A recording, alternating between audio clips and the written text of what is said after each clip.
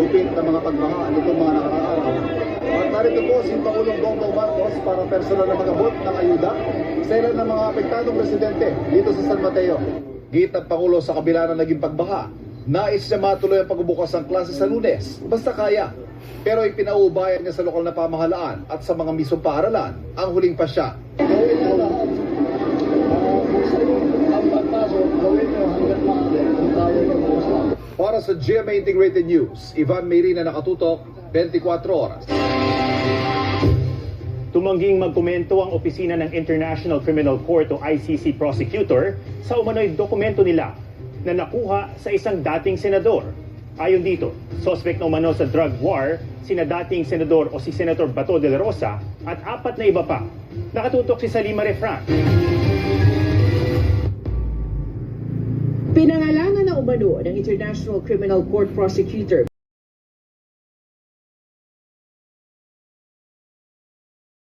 So ito yung binili natin sa platinum shop na to.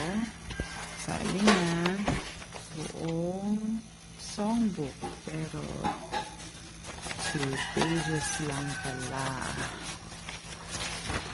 God. Open this.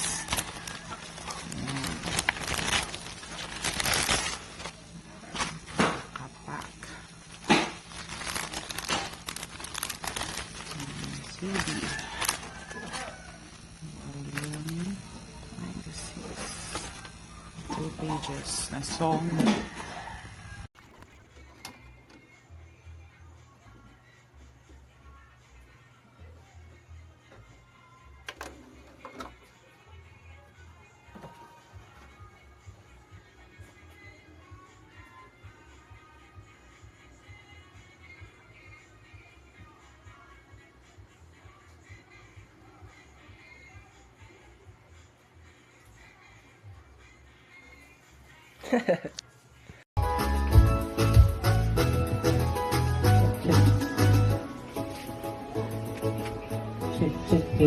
Check, check, sound, check, hey, sound, check, hey, check, hello, sound, check.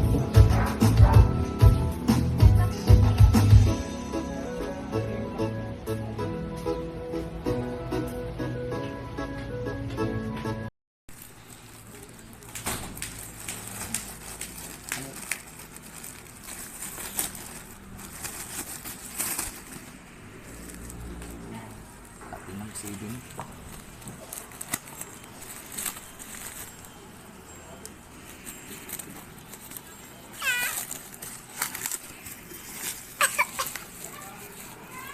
Ilan ka second? 26. 27. Yan na.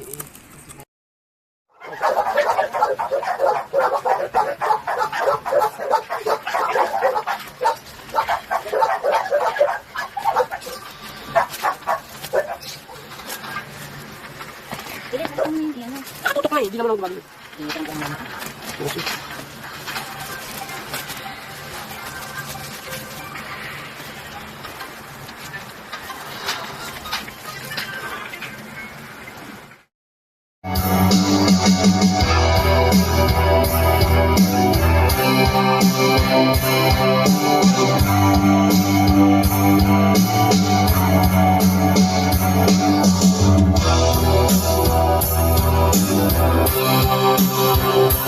Thank you.